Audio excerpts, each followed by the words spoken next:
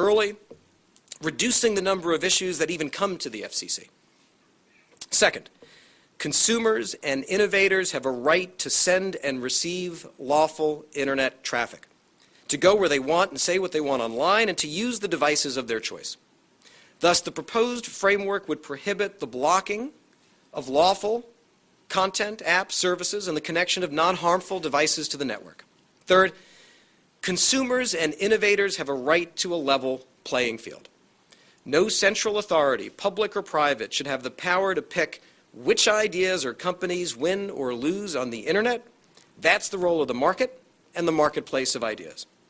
And so the proposed framework includes a bar on unreasonable discrimination in transmitting lawful network traffic. Representative Marsha Blackburn is a Republican from Tennessee and a member of the House Communications Subcommittee. Congresswoman Blackburn, what's your reaction to Julius Genachowski's announcement on regulating the Internet? I think that what we are seeing come from the FCC chairman is basically a hysterical reaction to a hypothetical problem. And we know that the FCC is not going to be stopped by common sense, by the judicial system, by public opinion, and by the debate that has taken place in the polling booths November 2nd. And I think what we have to look at first and foremost is the process by which the FCC went about making the decision is insulting. We have had years of bipartisan talks on what Congress was going to do and how they were going to approach the Internet. And so as we have a new Congress taking over, the FCC has decided to jam this short-sighted policy down the throat of the American people and to bypass Congress in the process. And, you know, Peter, I think that we have to look at the fact that you have had over 300 members of Congress sign a letter to the FCC expressing concern over the FCC's power grab.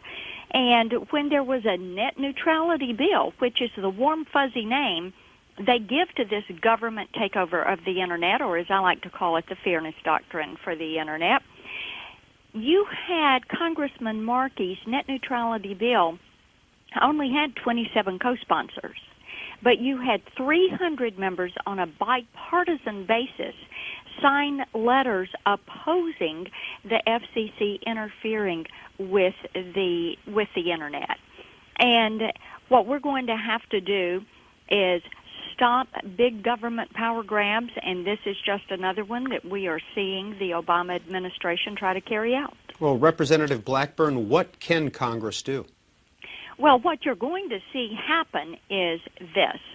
If the FCC does move forward in this rulemaking authority on December 21st, then come January, you're going to see some aggressive work on making certain that the FCC keeps its hands off the Internet.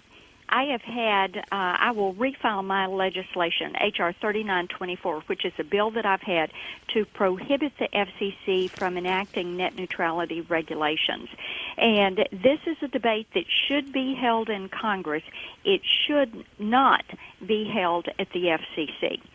And we are going to see this come back, I think, even as we look at hearings, and we look at the way the FCC is trying to approach this, we're going to see the industry come to Congress and say, wait a minute, what the FCC is doing by putting this stranglehold is prohibiting all of our innovators from bringing those next generation technologies onto the Internet and being able to do so with some predictability. When you look at our innovative and our creative community and you look at some of what are now core services on the Internet, things like VoIP, video conferencing, the use of Skype, telemedicine, and all of our health IT proposals and provisions that are out there, as well as next generations of those innovations.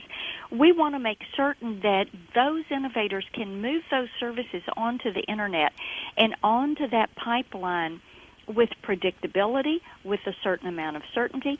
And if those innovators are going to get caught up with regulatory interference by the FCC, we may be capping the innovation that has taken place for the Internet.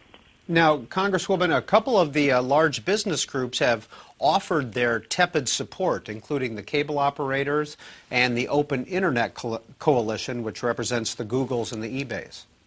Yeah, and I think you hit the key word there, which is tepid support, because what they were told was, look, let's keep the internet under Title I. And as you are well aware, and your listeners and your watchers, viewers are well aware, there's been the big debate about whether to move the internet, leave it in Title I or move it to Title II, and what we know is this: they did not want it under Title II. No one does. So they said, okay, if you're going to say, we'll give you some short-term certainty on this and leave it at Title I, and you're going to leave wireless unabated, and you're going to allow some pilot projects in tier pricing, then we'll go along with this.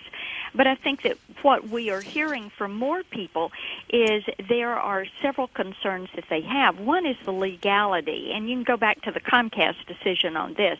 Doubts were raised then about the FCC's authority to impose network management through either Title I or Title II. And because of the FCC's action, we're going to face more expensive and protracted legal challenges that are going to detract from the real work that could be done with the Internet and also from the work that the FCC